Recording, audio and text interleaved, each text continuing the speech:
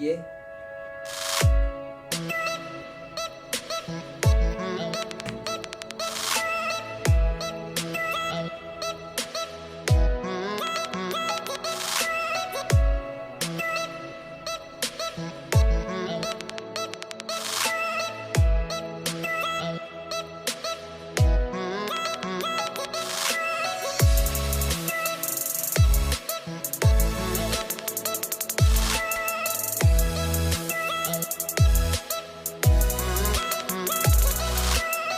अस्सलाम वालेकुम दोस्तों, मैं हूं अरबाज और खुशामदीद करता हूं आपके अपने चैनल सामान ओवरव्यू में। दोस्तों आज के दिन हम सैमसंग गैलेक्सी A51 और Oppo Reno 4 को कंपेयर करने वाले हैं। याद रखिएगा, ये मोबाइल फ़ोन आपको पाकिस्तानी मार्केट के अंदर 52,000 से लेकर 56,000 रुपये के देखने को मिल रहे हैं। 1 to 8 GB and 8 GB of RAM, जो पाकिस्तान के अंदर अभी सैमसंग गैलेक्सी A51 का 8 GB वर्जन भी रिलीज किया गया है। तो ये तकरीबन आपको 52,000 से लेकर 58,000 रुपये की रेंज के अंदर ये दोनों ही मोबाइल फ़ोन देखने को मिल रहे हैं। और ये प्राइस रेंज एक ऐसी प्राइस रेंज है जिसके अंदर कई सारी कंपनीज जो हैं वो एक दूसरे से टकरा रही हैं। तो आपको सिर्फ बताने का मकसद ये है कि अगर आप इन दोनों मोबाइल फ़ोन में से कोई एक मोबाइल फ़ोन खरीदना चाह रहे हैं तो इस वीडियो को पूरा देखकर आपको ये पूरा हो जाएगा, ये पूरा समझ आ जाएगा कि मैं इन दोनों मोबाइल फ़ोन में से किसकी तरफ जाऊँ। तो वीडियो को लास्ट तक देखिएगा, अच्छी लगे तो वीडियो को लाइक करिएगा, चैनल पर नए हैं तो चैनल को सब्सक्राइब करना ना भूलिएगा। तो चलिए वीडियो को शुरू करते हैं।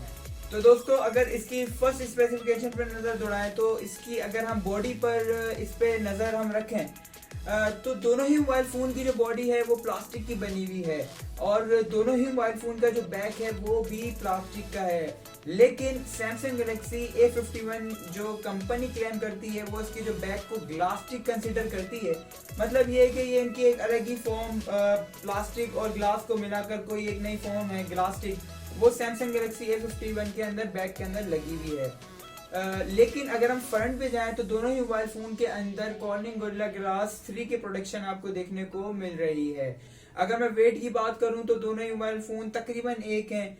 Oppo Reno 4 165 ग्राम के साथ आपको देखने को मिलेगा, जबकि सैमसंग गैलेक्सी A51 आपको 172 ग्राम के साथ देखने को मिल रहा है।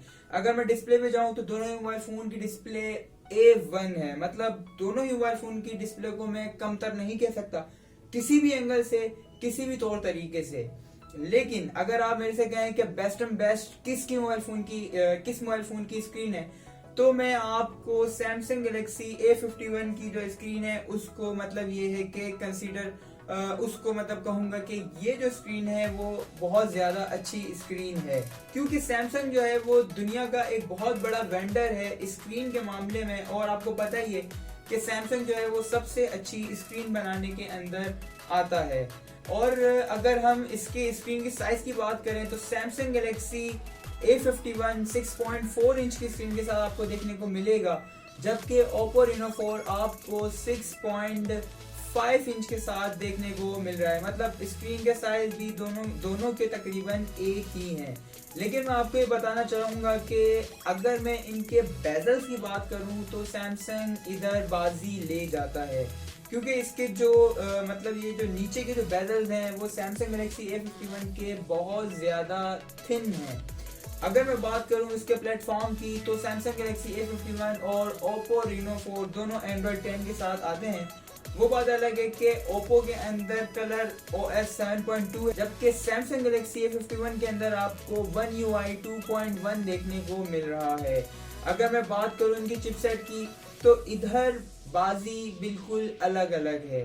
इधर आप कई सारे कस्टमर Oppo Reno 4 की तरफ जाएंगे और कई सारे कस्टमर सैमसंग गैलेक्सी A51 की तरफ चले जाएंगे, क्योंकि अगर आप एक गेमर हैं तो आप Oppo Reno 4 की तरफ बिल्कुल जाएंगे, क्योंकि इसके अंदर Qualcomm Snapdragon 720G लगा हुआ है, जो कि एक बहुत अच्छा प्रोसेसर है गेमिंग वाइज अगर आप देखें तो। और इसके अलावा ये 8 नैनोमीटर टेक्नोलॉजी के साथ बेस्ड हुआ है, जबकि सैमसंग गैलेक्सी A51 आपको 11 नैनोमीटर की टेक्नोलॉजी के साथ देखने को मिलेगा। अदरवाइज इसकी जो चिपसेट है वो भी Exynos 9611 का इसके अंदर बिल्ड हुआ है 11 नैनोमीटर टेक्नोलॉजी के साथ। अगर मैं बात करूं इसकी मेमोरी की, तो दोनों ही mobile phone 8 GB of RAM और 128 GB ऑफ रोम के साथ आपको देखने को मिलेंगे। लेकिन इसके अंदर UFS 2.0 सैमसंग में अंदर आपको देखने को मिलेगा, जबकि Oppo Reno 4 के अंदर आपको 2.1 देखने को मिल रहा है। मतलब इधर भी Oppo Reno 4 मार्जिन ले जाता है। अगर बात करी जाए कैमरा की, तो कैमरे के अंदर भी दोनों ही मोबाइल फोन 48 मेगापिक्सल के अंदर आपको देखने को मिल रहे हैं। लेकिन इसके अंदर आपको जो है वो कई सारे फीचर्स भी देखने को मिलेंगे Oppo Reno 4 के अंदर, जैसे कि ये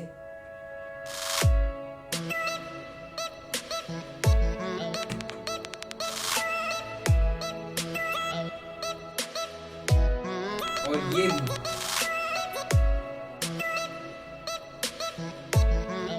फाइनली ये।